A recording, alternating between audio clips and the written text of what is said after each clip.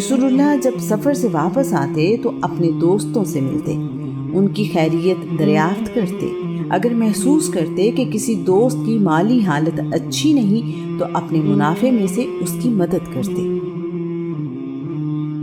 آج کا عنوان ہے مظلوم کے ساتھ اللہ کے لیے۔ عرب میں لڑائی عام ہے۔ اس کی بنیادی وجہ یہ ہے کہ نہ تو وہاں کوئی مرکزی حکومت ہے، نہ ہی کوئی عدالتی نظام۔ ہر قبیلہ اپنے اندر خود ایک عدالت ہے اور قبیلے کا سردار قاضی۔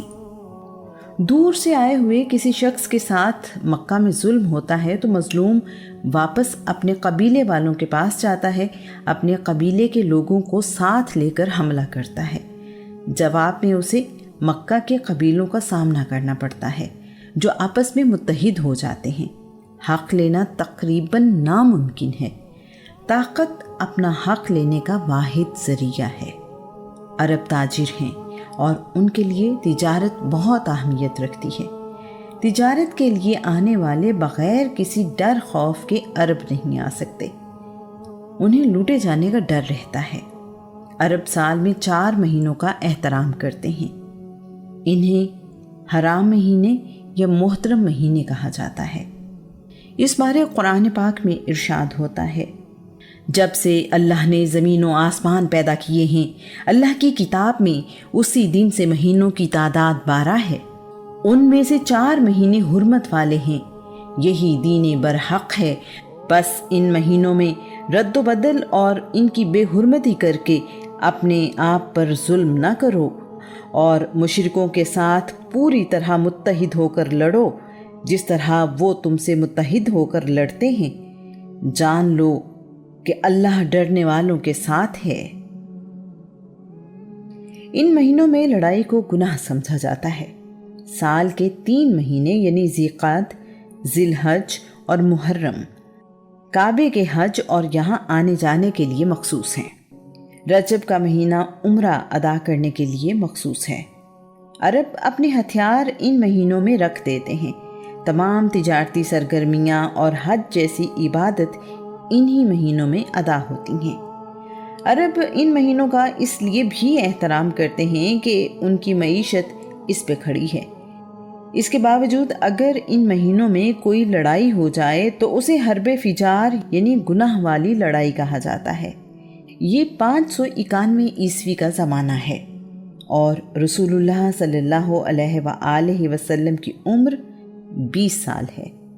حرب فجار نامی لڑائیوں کی تعداد 4 ہے۔ فجار بلر بن معشر، فجار القرد یعنی بندر مارنے کی وجہ سے گناہ کی لڑائی، فجار المیرا یعنی ایک عورت کو سر بازار رسوا کرنے کی وجہ سے گناہ کی لڑائی، فجار البرات۔ ان میں سے آخری لڑائی فجار البرات میں رسول اللہ بھی شریک ہوئے ہیں۔ ایسی ہر لڑائی میں ایک فریق بنی کنانہ رہے۔ واقعہ کچھ یوں ہے۔ عراق کے شہر کوفہ سے 5 کلومیٹر دور جنوب مغرب میں ایک شہر واقع ہے جس کا نام حیرہ ہے۔ یہ عراق کا دارالحکومت ہے۔ آج کل اسے نجف کہتے ہیں جہاں علی ابن ابی طالب دفن ہیں۔ حیرہ میں نعمان بن منذر کی حکومت ہے۔ روایت ہے کہ تبا شاہ یمن اپنے لشکر کے ساتھ یہاں سے گزرا تو راستہ بھول گیا۔ تبا بادشاہ کا ذکر ہم یثرب تیرے بھاگ جاگے میں پڑھیں گے۔ اس کے حیران پریشان ہونے کی وجہ سے اس شہر کو حیرہ کہا جانے لگا۔ قدیم شہر حیرہ کے کھنڈرات نجف کے شمال میں ملتے ہیں۔ نعمان بن منذر شاہ حیرہ ہر سال اپنا تجارتی مال یمن سے اوکاز کی منڈی میں بھیجتا ہے۔ اوکاز مکہ سے 20 کلومیٹر دور واقع ہے، جہاں پر اس علاقے کی سب سے بڑی تجارتی منڈی لگتی ہے۔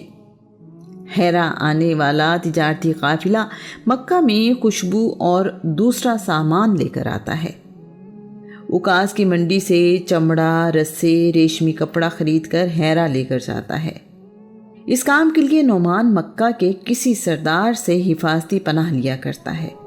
اس سال اس کے ملک میں 2 تجارتی قافلے موجود ہیں۔ نعمان نے قبیلہ بنی کنانہ کے برات بن قیس النمری سے پناہ کے لیے کہا ہے۔ برات نے جواب دیا ہے کہ میں بنی کنانہ کی طرف سے اس قافلے کو اپنی پناہ میں لیتا ہوں۔ یہ سن کر نعمان بن منذر نے کہا ہے کہ مجھے تو مکہ اور گرد و نواح کے تمام قبیلوں سے پناہ چاہیے۔ بنی حوازن کا رئیس عروہ بن عتبہ بن جعفر بھی وہیں موجود ہے۔ بہت زیادہ سفر کرنے کی وجہ سے الرحال کے لقب سے مشہور ہے۔ وہ اکثر بادشاہوں کے درباروں میں جاتا رہتا ہے۔ اس نے کہا، ایک مردود کتا برات کیا پناہ دے گا؟ میں تمہارے قافلے کو تمام عرب قبیلوں سے پناہ میں لیتا ہوں۔ برات بن قیس کو عروہ کی بات بہت بری لگی اور اسے اپنی بے عزتی محسوس ہوئی ہے، لیکن وہ خاموش ہے۔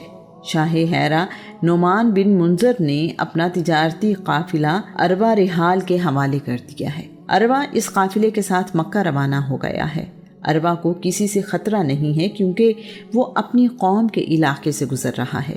برات اپنی بے عزتی کا بدلہ لینے کے لیے اس قافلے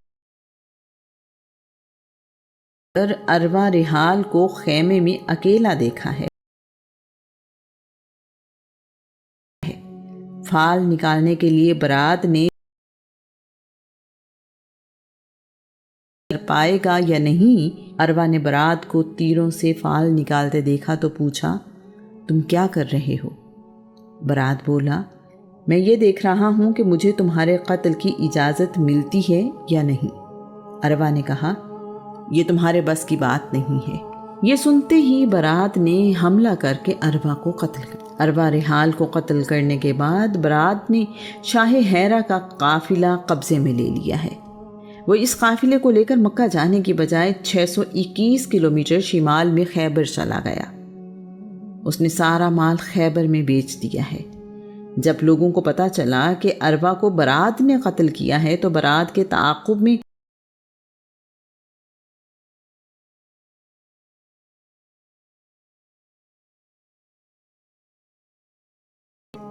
خیبر پہنچے تو ان کی ملاقات برات ہی سے ہوئی ہے۔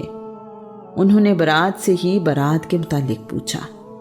برات نے ان سے ان کے آنے کا مقصد پوچھا ہے تو انہوں نے کہا، ہمارا تعلق بنی قیس سے ہے اور ہم برات کو قتل کرنے کے لیے آئے ہیں۔ برات نے کہا، برات یہاں آیا تھا لیکن خیبر میں اسے کسی نے پناہ نہیں دی تو یہاں سے کچھ دور علاقے میں جا کر چھپ گیا ہے۔ اگر تم چاہو تو میں تمہیں اس تک پہنچا سکتا ہوں۔ تم میں سے جو زیادہ بہادر ہے وہ میرے ساتھ آ جائے اور دوسرا اپنے اونٹوں کی حفاظت کرے۔ مساور بن مالک برات کے ساتھ چل پڑا ہے۔ برات ایک کھنڈر کے پاس جا کر رکا اور مساور سے کہنے لگا، تم یہیں رکو، میں اندر دیکھ کر آتا ہوں۔ واپس آ کر برات کہنے لگا، تم اس کھنڈر کے اندر جاؤ گے تو وہ دائیں ہاتھ والے کمرے میں سو رہا ہے، تم اسے سوتے میں ہی قتل کر دینا۔ اس کے بعد برات نے مساور سے کہا، برات بڑا بہادر اور طاقتور ہے، تمہاری تلوار بہت تیز ہونی چاہیے اور تمہارا وار بھی، یہ نہ ہو کہ وہ تمہیں ہی قتل کر دے۔ مجھے دکھاؤ، میں دیکھوں تمہاری تلوار تیز ہے یا نہیں۔ مساور نے بے خیالی میں تلوار برات کو دی تو برات نے اسی تلوار سے مساور کو قتل کرنے کے بعد تلوار کھنڈر کی دیوار کے پیچھے چھپا دی ہے۔ میں اسے برات کے پاس لے کر گیا ہوں۔ جس کمرے میں برات سو رہا ہے وہ اس کے باہر کھڑا ہے، نہ ہلتا جلتا ہے نہ آگے بڑھتا ہے۔ اسد کہنے لگا، کاش کوئی میرے اونٹوں کو دیکھنے والا ہو تو میں خود وہاں جا کر حساب چکا دوں۔ برات کہنے لگا، تم اونٹوں کی فکر نہ کرو، یہ میری ذمہ داری ہے۔ اگر تمہارے اونٹ کوئی لے گیا تو میں اس کا تاوان ادا کرنے کو تیار ہوں۔ تم اپنے سردار کے قتل کا بدلہ ضرور لو۔ کھنڈر کے پاس پہنچ کر برات نے دیوار کے پیچھے چھپائی ہوئی تلوار سے اسد کو بھی قتل کر دیا۔ اس کے بعد برات خیبر سے مکہ کی طرف چل پڑا ہے۔ راستے میں اس کی ملاقات قریش کے قبیلے بنی اسد بن خزیمہ کے بشر بن ابی خارم سے ہوئی ہے۔ اسے برات نے 10 اونٹ اجرت دے کر کہا ہے کہ اوکاز کی منڈی میں جا کر حرب بن امیہ اور میری قوم کو بتاؤ کہ برات نے عروہ رحال کو قتل کر دیا ہے، آپ لوگ بنی قیس یعنی بنی حوازن کے انتقام سے بچنے کا انتظام کر لو۔ برات کے اس قتل و غارت کی خبر قریش کو اس وقت ملی ہے جب وہ اوکاز کی منڈی میں اپنے کاروبار میں مصروف ہیں۔ یہ قتل حرام مہینوں میں ہوا ہے۔ بنی حوازن نے قصاص میں برات کو قتل کرنے کا مطالبہ کیا ہے۔ برات قبیلہ بنی کنانہ کا سردار ہے، انہوں نے یہ بات ماننے سے انکار کر دیا ہے۔ عروہ بھی اپنے قبیلے کا سردار تھا۔ بنی حوازن نے اس مسئلے میں قریش سے مدد مانگی کیونکہ وہ آپس میں حلیف ہیں۔ بنی حوازن حق پر ہیں۔ اب قریش کے 10 قبیلے اور بنی حوازن ایک طرف ہیں جبکہ بنی کنانہ دوسری طرف۔ اس جنگ میں کئی بار لڑائی ہوئی۔ یہ لڑائیاں 4 سال تک ہوتی رہیں۔ پہلے سال لڑائی شمتا کے مقام پر ہوئی، دوسرے سال لڑائی ابلا کے مقام پر لڑی گئی، تیسرے سال مقابلہ شرب کے مقام پر ہوا، چوتھے سال لڑائی حریرہ کے مقام پر ہوئی، 5ویں سال اوکاز کے میدان میں فوجیں آمنے سامنے ہیں۔ لڑائی شروع ہونے کے قریب ہے کہ عتبہ بن ربیعہ اپنے اونٹ پر سوار ہو کر نکلا ہے اور بلند آواز میں سب کو متوجہ کر کے کہنے لگا ہے کہ مدر کے بیٹو، تم لوگ کیوں ایک دوسرے کا خون بہانا چاہتے ہو؟ کیوں ایک دوسرے کی موت کی خواہش رکھتے ہو؟ قبیلہ کنانہ کی طرف سے آواز آئی، تم ہمیں کس چیز کی طرف بلاتے ہو؟ عتبہ نے کہا، صلح کی طرف۔ بنی کنانہ نے پوچھا، اس کی عملی صورت کیا ہوگی؟ عتبہ نے کہا، تمہارے جتنے لوگ بھی اب تک اس لڑائی میں مرے ہیں، ہم ان کی دیت دینے کو تیار ہیں۔ ہم اپنے لوگوں کا خون بہا تمہیں معاف کرتے ہیں۔ ہم جب تک تمہیں خون بہا ادا نہ کریں، ہم اپنے بچے تمہارے پاس گروی رکھنے کو تیار ہیں۔ بنی کنانہ نے پوچھا، اس بات کی ضمانت کون دے گا؟ عتبہ نے کہا، میں خود ضامن ہوں۔ بنی کنانہ نے سوال کیا، تم کون ہو؟ عتبہ نے کہا، میں عتبہ ہوں، ربیعہ کا بیٹا۔ اس بات پر صلح ہو گئی ہے۔ قریش اور بنی حوازن نے اپنے 40 آدمی بطور یرغمال بنی کنانہ کے حوالے کر دیے ہیں۔ ان لوگوں میں حکیم بن حزام جیسی شخصیت بھی شامل ہیں۔ حکیم بن حزام قبیلہ بنی اسد سے ہیں اور سیدہ خدیجہ کے بھتیجے ہیں۔ جب 40 آدمی بنی کنانہ کے قبضے میں آ گئے تو انہوں نے بھی اپنے مقتولوں کی دیت معاف کر دی ہے۔ یوں خون ریزی کا سلسلہ 5 سال بعد ختم ہو گیا ہے۔ رسول اللہ نے اس جنگ میں یوں حصہ لیا کہ آپ اپنے چچاؤں کو تیر پکڑاتے تھے۔ رسول اللہ نے اپنے چچاؤں کی حفاظت کا کام بھی کیا۔ 20 عام الفیل میں ایک اور اہم واقعہ رونما ہوا ہے۔ آخری حرب فجار یعنی صلح کے 4 مہینے بعد یمن کے سرحدی علاقے زبید سے ایک تاجر سفر پر مکہ آیا ہے۔ یہاں کے لوگ بنی زبید کہلاتے ہیں۔ اس نے اپنا مال تجارت عاص بن وائل سہمی کو بیچا ہے۔ عاص بن وائل نے مال لینے کے بعد اس کی قیمت دینے سے انکار کر دیا ہے۔ مکہ میں بنی زبید کا کوئی حلیف قبیلہ نہیں ہے۔ اس شخص نے بنی عبدالدار، بنی جمحہ، بنی سہم اور بنی عدی سے مدد مانگی ہے۔ ان قبیلوں نے بنی زبید کے مسافر کی مدد کرنے سے انکار کر دیا ہے۔ میرے ساتھ نا انصافی ہوئی ہے، عاص بن وائل نے مجھے لوٹ لیا ہے۔ یمن کا مسافر مکہ میں آ کر لٹ گیا۔ کوئی قبیلہ میرا حق دلوانے کے لیے تیار نہیں ہے، خدارا میری مدد کرو۔ اس مسافر کی باتیں رسول اللہ کے چچا زبیر بن عبد المطلب بھی سن رہے ہیں۔ زبیر بن عبد المطلب کے کہنے پر بنی ہاشم، بنی زہرہ، بنی اسد سمیت کچھ سردار عبداللہ بن جدان کے گھر جمع ہیں۔ عبداللہ بن جدان قریش کا ایک بڑا سردار ہے۔ اس مجلس میں یہ طے کیا گیا ہے کہ ہم ظالم کے خلاف مظلوم کی مدد کریں گے، ہم عرب سے بدامنی دور کریں گے، ہم مسافروں کی حفاظت کریں گے، ہم غریبوں کی مدد کریں گے۔ تمام لوگ جو اس معاہدے کے لیے موجود ہیں وہ کعبہ میں آئے ہیں، حجر اسود پر پانی ڈالا ہے اور اس سے گرنے والے پانی کو پیا ہے۔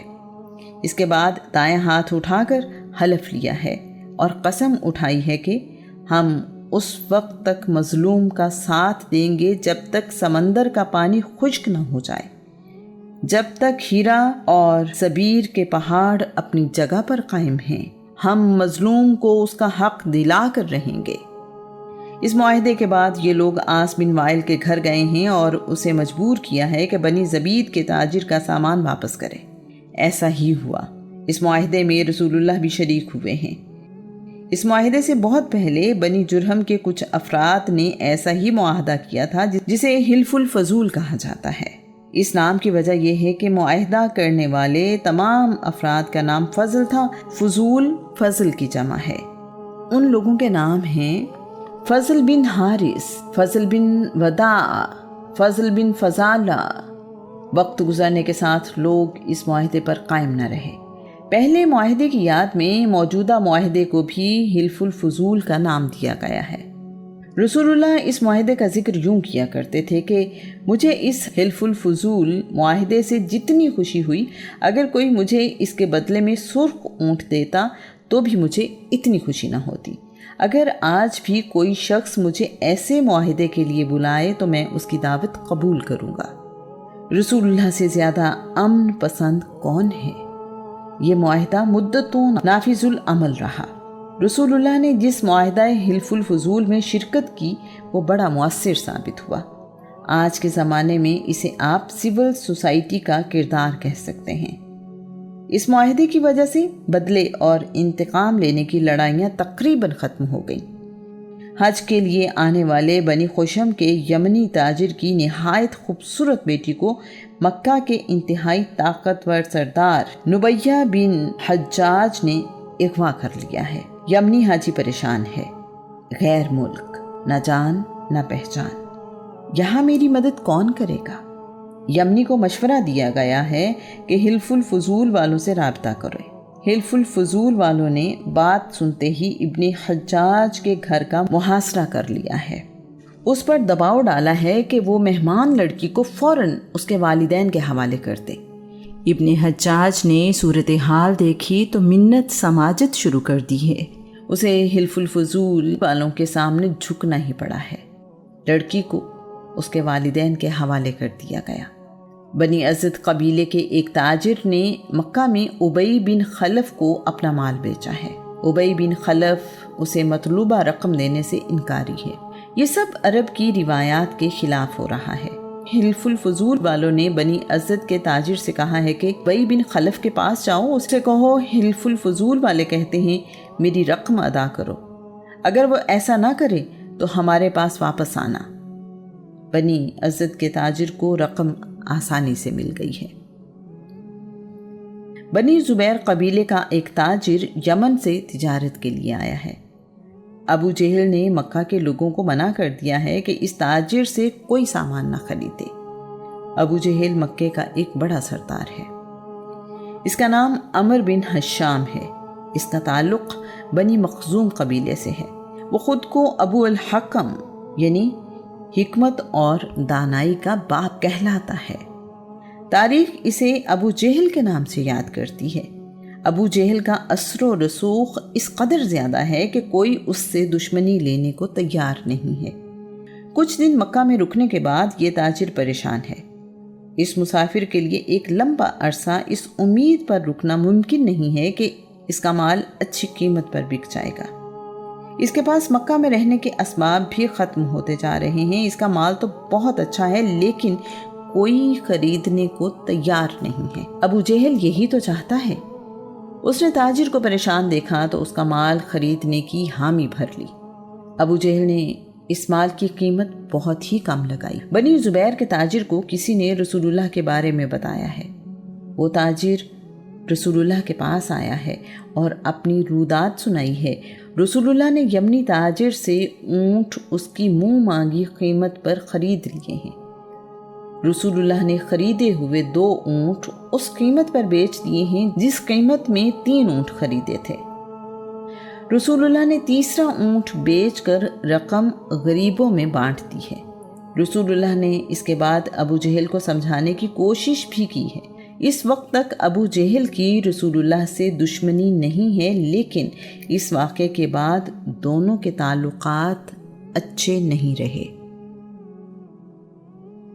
رسول اللہ نے چونکہ چھوٹی عمر سے ہی روزگار کمانا اور تجارت میں حصہ لینا شروع کر دیا ہے، اس لیے اب انہیں کاروبار کا کافی تجربہ حاصل ہو چکا ہے۔ پہل رسول اللہ تجارت کی غرض سے جانے والے قافلوں کے ساتھ جایا کرتے تھے، اب خود بھی قافلہ لے کر جاتے ہیں۔